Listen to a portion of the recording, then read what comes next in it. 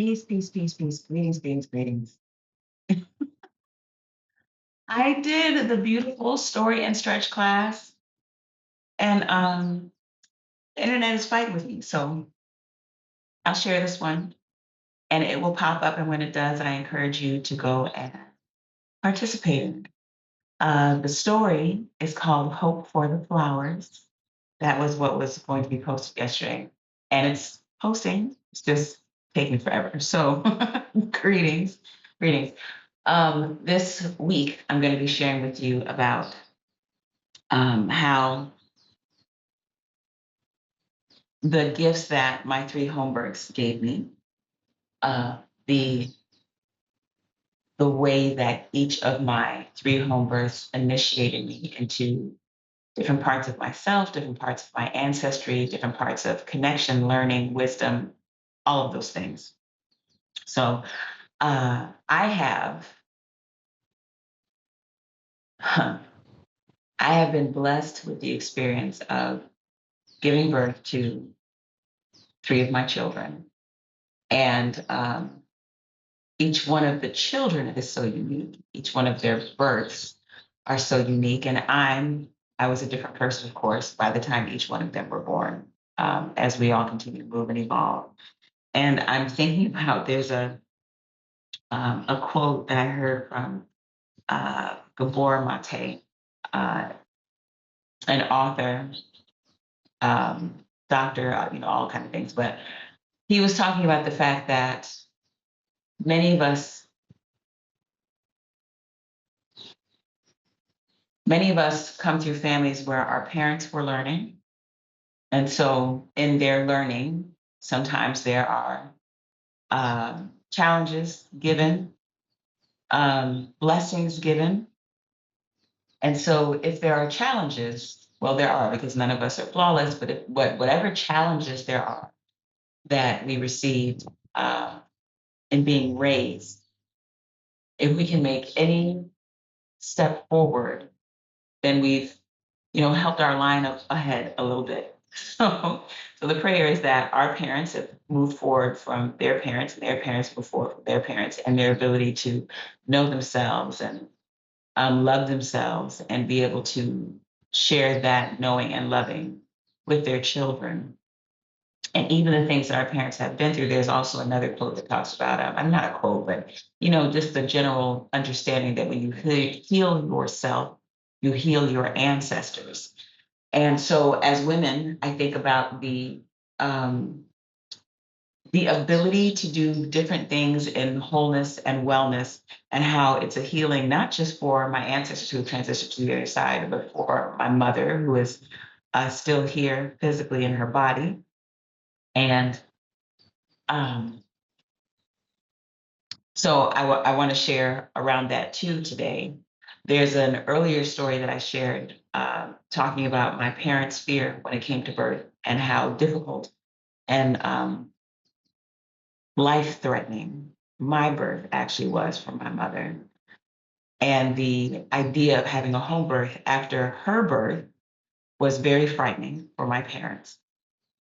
The ability to have a home birth, and not just one, but three, is a victory for our line. It is a victory for my daughters and their daughters. So if you're not aware of this, whenever when a girl child is born, before she is born, um, when a girl child is in utero, she has her eggs in her body, which means that when my mother when my mother was in my grandmother, the egg that was going to make me was in my mother in utero. And when I was in my mom, in my mommy's womb, my daughters and my son, egg, but the egg um, was already in the womb.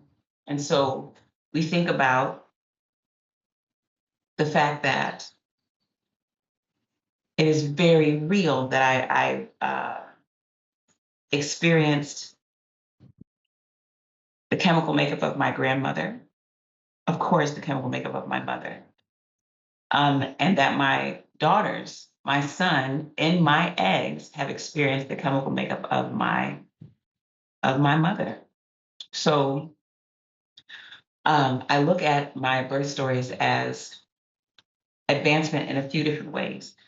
When I was born, they would not allow women to give birth vaginally after a C-section. So because my mother had a C-section with me, they cut her 3 times. So both of my siblings were delivered via C-section. The I won't recount the whole story here, but my mother's birth story, and we see it repeated over and over and over in current news. Prayerfully, if someone is watching this years from now, it won't be current news anymore. But this is decades of the same. My mother was in labor for me. There was a lot of her being ignored, um, a lot of her being dismissed, um, a lot of not honoring her own wisdom in her body. What I feel is not correct. Something's wrong.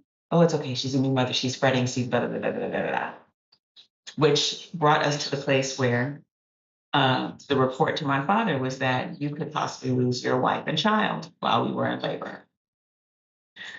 Even after she gave birth, the behavior when she pumped her own breast milk and put it into a container for me, one of the nurses came in and tossed it out. And she had worked really hard to pump that, and they tossed it out. She was not encouraged uh, to nurse me, to feed me, which of course I was a preemie, so the benefits of her milk coming to me in the NICU are magnificent. She was not encouraged in that way. With my children, I was able to give birth at home with a trusted doula and midwife in our community. I mentioned before that the midwife that delivered my children had delivered had delivered mothers who had delivered two to three generations of children. I couldn't make that work in a clear fashion, but had delivered 2 to 3 generations of children. Had delivered a mother and then a grandbaby. And the doula that I had uh, has been a peace be upon her. I've mentioned her name before. She has been a healer in our community for a very long time in a number of different ways. So those things were already healing to my line. All 3 of my children were able to nurse and nurse for a while, um, and to nurse exclusively for a long time. I believe 6 months each of them nursed exclusively. On demand, uh, my eldest did not become ill for the first year of her life. And then, of course, I can't say that for the other ones because by the time they had big siblings helped to bring cootie to the little ones, but they still maintained health and remained healthy. So I want to share about a little bit about the birth story of my oldest born, and what her birth activated in me. The the ability to be safe in giving birth, the ability to be supported in giving birth, being supported by my husband, being supported by the midwife, the doula, being supported by uh, a community of mothers who advocated for home birth, being supported in the things that I saw, the business of being born. There's so many things. Being able to learn about midwifery in I being able to learn of midwifery, being exposed to ICTC. There were so many things that helped me settle into a birth story that was not connected to the one that was my mother's story for me. giving birth to her in an environment of safety never made me feel like I couldn't do it. And being able to give birth to her is something that I pull on often. When something is challenging, I think about being in labor. I think about the breathing, the counting, the things that I did to make it through bringing this human body into the world. And it's strengthening. And it reminds me, like, you can do this because you did that. You can do this too. Being responsible for the development, protection, and care for my daughter was another stage of adulthood for me. It was another stage of maturity. There are so many things. Adulting, the phrase adulting did not exist when I was uh, in my late 20s, early 30s. And, but that feeling of I'm doing all the things and I still feel like there's more for me to do. um, her birth made me an adult another way because this beautiful soul is depending on me. She's depending on me for um, her life's food while I'm nursing her. She was depending on me in utero to make sure that she was healthy. But she got here to do my best to bring her here. And then when she got here, she showed me wonder through her eyes, joy through her eyes. She blessed me with the opportunity to treasure a unique spirit, soul, and person, and to be able to just watch her move through the world. She there are many recordings I have of her just singing, being joyful, making up music, all of those things. She showed me the beauty of the Creator and my ancestors. She initiated me into the ancestral line of mothers that came before me. She made me a part of the parents who came before me.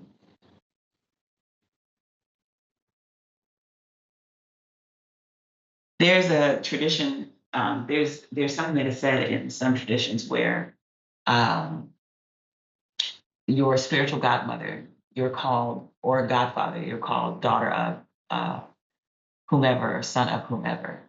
But when I had my firstborn daughter, and she got big enough to start playing with people, people would say, "You're her mommy. You're so and so's mommy." Which changed my name. So my name wasn't Adi anymore. It was you are mommy of, as opposed to daughter of or son of. And it is a name I wear with pride, to be the mother of.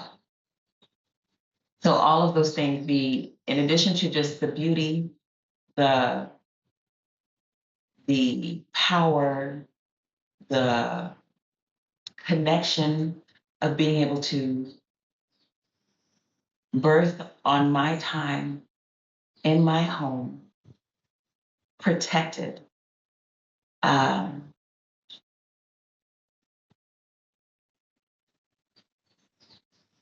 Now, let me stop there for a second. It cannot be stated enough how important it is to protect a mother, not just in labor, but in gestation, in conception, the entire process through. How important it is to make sure that the world around her is peaceful. Because as soon as that pregnancy begins, and before that pregnancy begins, this baby's world is being created. The mother's world is being created. The mother's world, even after the baby is born, helps to create the baby's world. And so the importance of being able to be in that space, protected and safe. The fact that a mother in labor is focused solely on bringing a person to the planet, and that unfortunately for many of our mothers, they also have to fight someone to have the right to give birth in peace, to have the right to create, to bring a whole body of bones and blood and skin and brain and everything. They have to fight someone else where they're doing the majestic work of bringing a person to the planet, is mind-boggling, and something that we all need to do better with. the being able to give birth to her in the time that was necessary for my body and her body without being rushed along, without medical interventions, and uh, is priceless for me.